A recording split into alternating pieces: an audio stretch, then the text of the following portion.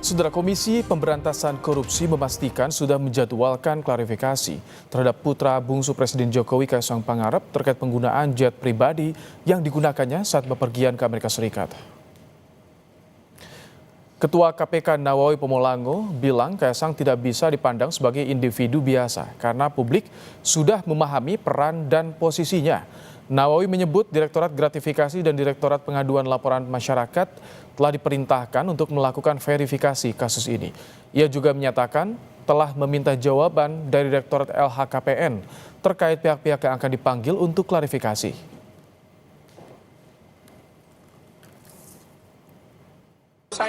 Direktur saya memberi jawaban bahwa mereka sementara menyiapkan penjadwalan untuk klarifikasi dimaksud. Itu saja.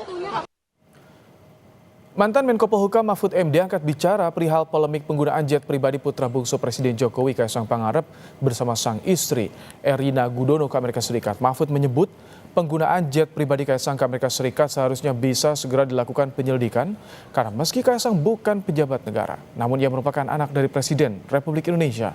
Mahfud menduga KPK dalam kondisi gamang dan mengulur waktu untuk mengusut dugaan gratifikasi terhadap Kaisang. Saya lihat memang KPK masih gamang juga ya. Iya. Yang bicara sekarang tinggal Pak Alek, yang lain bersembunyi semua tuh. Pak Alek itu agak terus terang terbuka ya. Nah, sedangkan juru bicaranya juga melipir-melipir gitu. Kami tidak berhak memeriksa lah, tidak bisa apalah gitu. Harusnya ditegaskan kami panggil, kan boleh KPK itu memanggil. Kelihatannya dia menunggu waktu untuk berhenti aja. Kamuflase. Oh, buying time. Kayaknya buying time karena udah mepet, untuk udah bicara mau berakhir. gini, bicara gitu. Oh, ya? Yang berani tinggal satu sekarang. Yang lain kan udah hilang tuh. Mana tuh Pak Nawawi, Pak Pomolango. Nawawi jarang kita lihat. Pusat Kajian Anti Korupsi UGM Yogyakarta, Pukat UGM menantang KPK untuk berani menangani dugaan gratifikasi jet pribadi putra bungsu Presiden Joko Widodo, Kaisang Pangarep. Peneliti Pukat UGM bilang gratifikasi umumnya diberikan bukan pada penyelenggara negara, melainkan pada keluarga atau kerabat. Maka sebaiknya KPK segera memeriksa Kaisang. Menurut saya yang harus dilakukan oleh KPK adalah segera, secepatnya menyampaikan surat undangan kepada Kaisang untuk dilakukan pemeriksaan ya mengenai benar atau tidaknya dugaan gratifikasi yang diterima oleh Kaisang. Betul, Kaisang ini bukan merupakan penyelenggara negara, tetapi sekali lagi Kaisang ini adalah anak seorang penyelenggara negara, anak seorang presiden, sehingga KPK tidak boleh melewatkan begitu saja jawaban tentang Kaisang bukan penyelenggara negara tersebut. Dua, KPK tentu dapat melakukan investigasi, ya, melakukan pengumpulan data-data, informasi, keterangan, alat-alat bukti ya mengenai perjalanan yang dilakukan oleh Kaisang menggunakan jet pribadi tersebut. Menanggapi rencana pemanggilan putra bungsu Jokowi Kaisang Pangarep oleh KPK soal dugaan gratifikasi jet pribadi, Wakil Ketua Umum Partai Golkar Aceh Hasan Sajili bilang Kaisang tidak bisa dikaitkan dengan objek penerima gratifikasi karena bukan penyelenggara negara. Sendiri kan bukan sebagai penyelenggara negara, jadi sebagai seseorang yang bukan penyelenggara negara tentu beliau ya tidak termasuk dalam kategori yang terikat dengan aturan atau soal penggunaan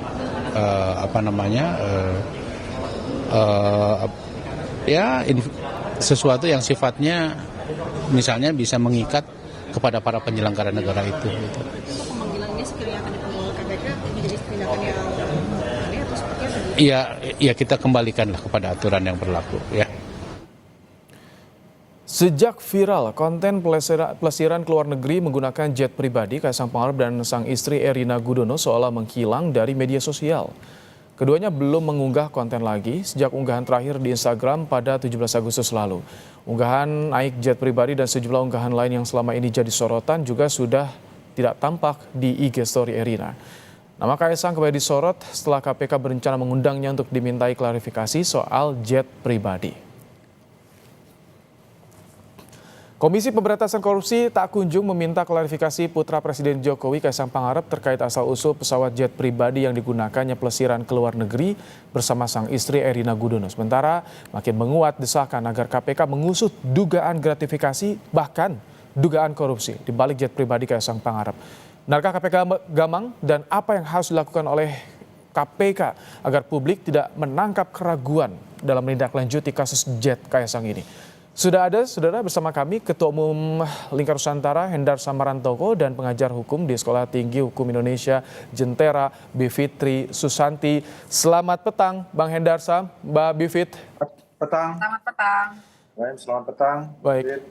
Mbak Bivit, tadi kita simak dari Ketua KPK sudah menjadwalkan klarifikasi pada Kaisang. Anda melihat ini progres yang positif yang dilakukan KPK? Kalau memang sudah dijadwalkan ini positif ya, karena memang ini yang kita sekarang belum tahu nih hasilnya nanti di ujungnya seperti apa, kita belum tahu. Tapi seperti yang tadi dinyatakan dengan jelas, publik nih harus melihat apakah ada pilih-pilih dalam penegakan hukum atau tidak. Apalagi KPK banyak disorot. Jadi begitu sudah ada panggilan ini harus sangat serius karena konstruksi bahwa misalnya dia bukan penyelenggara negara kan kita harus kaitkan juga dengan jabatan ayahnya, karena begitulah caranya gratifikasi bekerja biasanya, tidak langsung ke orangnya, tapi sangat mungkin kepada sanak keluarganya, sahabatnya, dan lain sebagainya. Dan jangan lupa Kaisang juga ketua partai PSI, jadi bisa juga kita lihat dari segi itu misalnya. Nah tapi bahwa sudah ada panggilan ya, maka berikutnya yang harus dilakukan adalah secara serius dicari, masa sih anak presiden bisa menghilang seperti ditelan bumi, kan nggak mungkin. Nah jadi jangan hanya panggilan biasa, tapi juga harus secara aktif ditindaklanjuti terus sampai benar-benar ada klarifikasi-klarifikasi yang terbuka juga kepada publik. Jadi publik bisa menilai langsung apakah KPK ini serius atau tidak. Karena kita sekarang wajar saja jika kita punya banyak sekali keraguan, karena KPK hari-hari ini memang move-nya seringkali dipengaruhi oleh keputusan-keputusan politik. Baik, Pak Hendar Sam, bagaimana Anda melihat soal komitmen dari keluarga Jokowi pada proses hukum, penegakan kasus hukum, terutama sorotan yang saat ini tertuju pada Kaisang Pangarep? Ya, memang saat ini kan banyak sekali serangan-serangan, ya kan, narasi-narasi negatif yang ditujukan kepada Pak Jokowi dan keluarganya, ya. Dan itu kita melihat berjalan secara masif dan cukup sistematis ya. Nah, cuman saya melihatnya seperti ini. Apa yang dilakukan oleh KPK untuk melakukan klarifikasi itu adalah langkah yang tepat untuk menghindari polemik-polemik dan dugaan-dugaan yang ada terjadi di masyarakat. Yang ketiga juga kita juga tidak boleh menyandera KPK ya kan. Bahwa KPK selama ini bertindak di atas di bawah kekuasaan politik dan lain sebagainya. Biarkan KPK bekerja dengan profesional, ya kan, melihat apakah memang benar keterangan atau klarifikasi yang diberikan oleh Mas Kaisang nantinya ini memang cukup atau tidak, ya kan, memenuhi unsur gratifikasi, kan. Tapi sebagaimana kita ketahui, praduga-praduga itu boleh aja disampaikan, ya kan, seperti Bibi tadi bilang, ya kan. Tapi memang ya hukum itu ya pasal itu sifatnya kalau sudah rigid, sudah pasti nggak bisa ditafsirkan, itu juga azasnya dulu. Jadi makanya. Tapi ini yang dinantikan juga bagaimana kenapa Kaisang tidak muncul ke publik, tidak menyampaikan sebetulnya deklarasinya soal penggunaan jet pribadi. Tapi kita juga akan simak, ini ada pernyataan dari mantan Menko Polhukam Mahfud MD yang ternyata meminta Kaisang Pangarep untuk muncul, memberi penjelasan soal jet pribadi yang dipakainya ke luar negeri. Kita simak bersama, saudara. Ya seharusnya dia dong menjelaskan dong, muncul. Ini saya begini, biayanya dari sini, dan seterusnya. Ini kan penting, publik harus tahu, karena dia itu anak pejabat publik yang harus berani terbuka, gitu. Yang begini nih semuanya, dia, Direktorat Jenderal Pajak, diam juga ya? Belum ada Pak suaranya? Pajak, bea cukai, dan harus sampai banyak aktif kan? juga Bang. Keluar masuk bandara tanpa pemeriksaan, tanpa dihitung barangnya itu kan, itu harusnya bea cukai menjelaskan meskipun diperiksa ya sudah gitu. Sempat Pak Justinus Pratowo sempat. Mbak Bivit, harus KPK klarifikasi duluan atau Kaisang juga bisa lebih dulu untuk klarifikasi pada publik soal ini? Nah, ini pertanyaan yang pas sekali karena menurut saya memang harusnya pertama Pak Jokowi sebagai pemimpin tertinggi pemerintahan dan pemimpin negara ini harusnya bilanginlah ke anaknya. Nah, kamu itu jelaskan ke publik, ini publik udah gonjang-ganjing, saya kena lagi kan begitu ya. Terus semua anggota partai, anggota koalisi harus ikut membela Anda. Ayo dong, jelaskan sendiri, itu satu. Dan Kaisang sendiri sebagai ketua PSI yang selalu mengklaim bahwa PSI itu anti korupsi dari dulu ya, walaupun sekarang kita sudah lihat banyak sekali permasalahan juga di situ, tapi harusnya sebagai ketua partai, dia juga tunjukkan dong bahwa kalau memang tidak ada yang salah, kenapa sih kalau nggak jelaskan aja ke publik gitu kan sebenarnya yang sekarang ini terjadi, publik ini sedang melakukan pengawasan. Iya, Jadi bukan publik sekedar menunggu keterangan dari Kaisang. Bang Hendarsam, kemana sih Kaisang? Apakah ada itikat untuk menyampaikan ke publik deklarasi soal ini? Ya, harusnya yang diksi harusnya dikatakan oleh Pak Mahfud MD dan diksi harusnya yang dikatakan oleh Bu Fitri itu kan bukan diksi hukum, bukan bahasa hukum. Jadi nggak bisa juga hal tersebut dipaksakan kepada Kaisang. Kita tahu orang ya presiden harusnya gini dong, presiden harusnya gini dong, anaknya harusnya gini dong, gitu.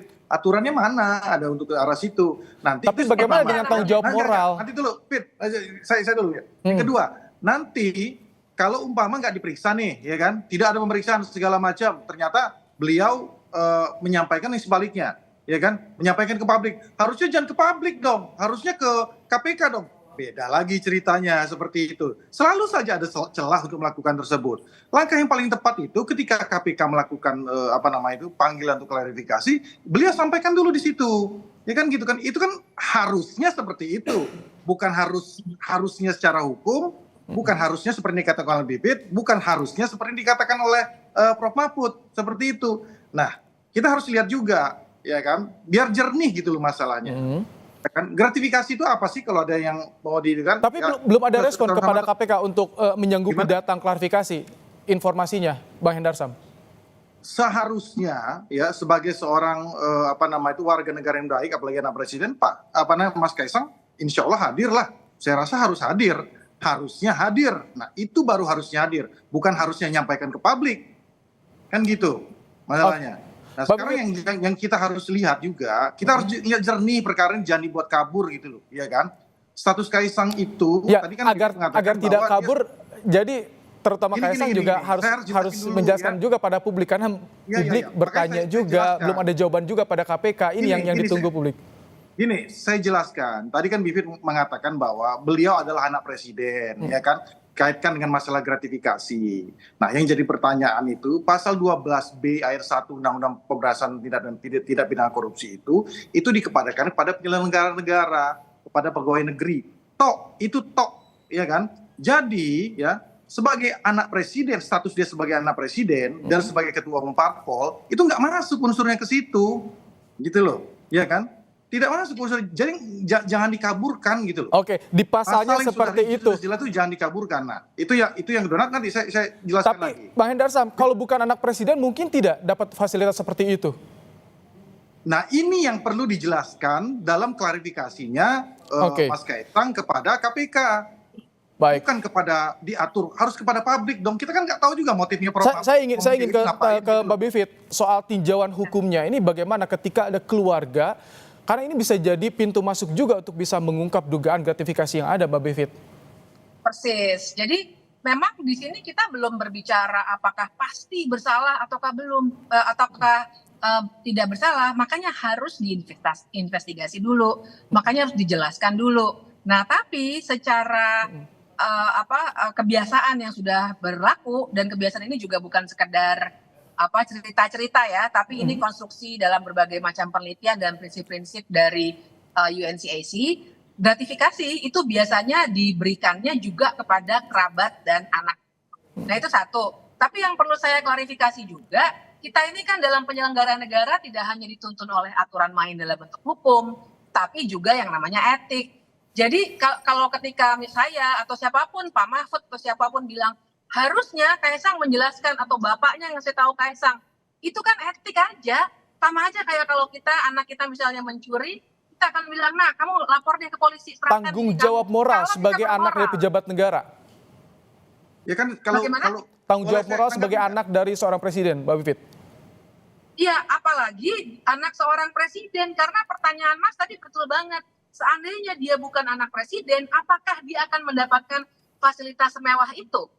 Jawabannya adalah sangat mungkin tidak. Kita harus lihat konteksnya dulu. Nah, nanti kemudian yang akan diklarifikasi, ditelusuri sebenarnya apa yang terjadi. Memang gratifikasi itu berbeda dengan suap.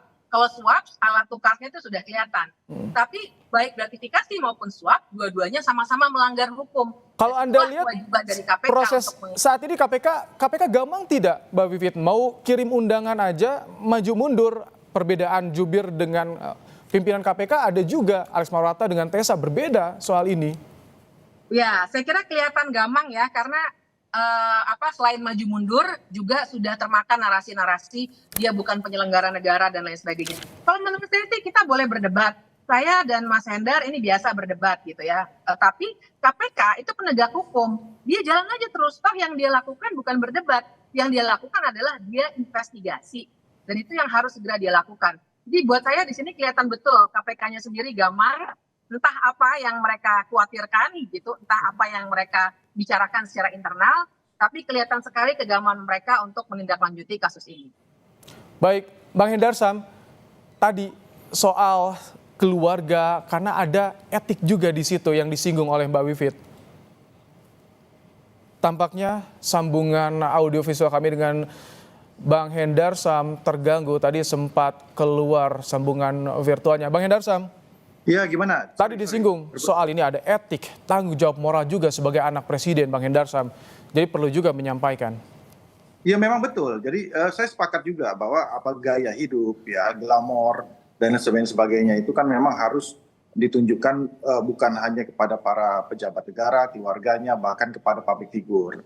Ya, ini memang harus dijadikan contoh dan panutan kan gitu kan pada masyarakat bagaimana seharusnya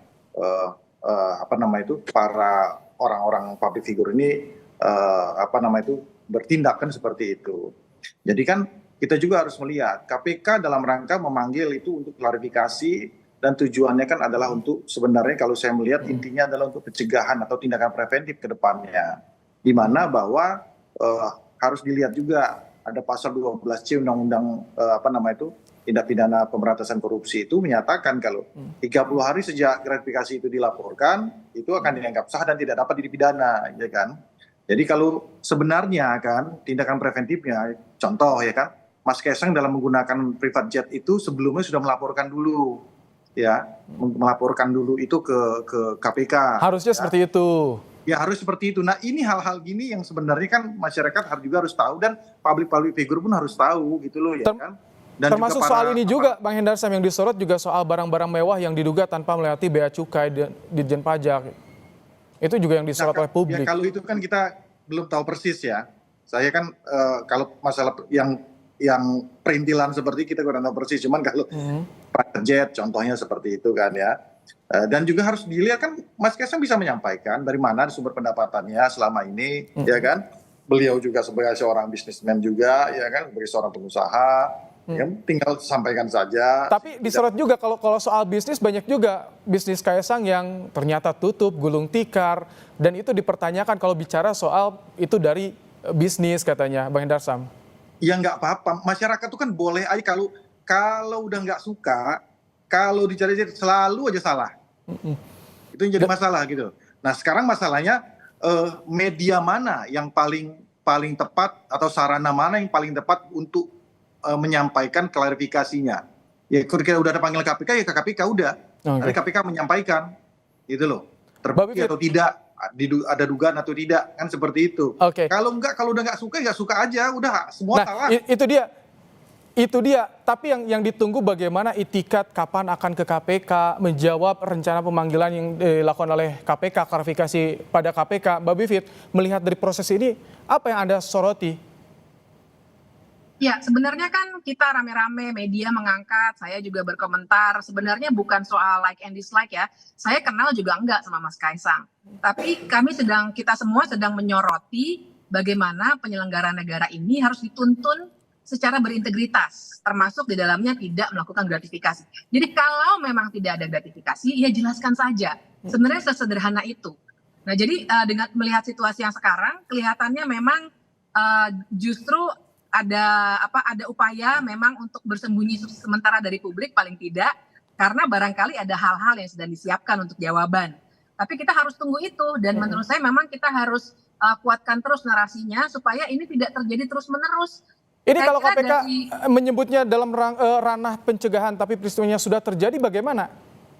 Sebenarnya kalau soal gratifikasi bukan hanya pencegahan loh. Gratifikasi, jadi kan bedanya tuh suap dengan gratifikasi memang tipis. Kalau suap itu kelihatan apa yang ditukarkan, misalnya kebijakan tertentu atau proyek tertentu. Kalau gratifikasi itu fasilitas secara umum. Nah, jadi kalau memang ada aliran dana ataupun fasilitas, sebenarnya itu sudah dalam kategori melanggar hukum. Bila memang terbukti ya, itu memang harus digarisbawahi. Tapi ini bukan sekedar pencegahan.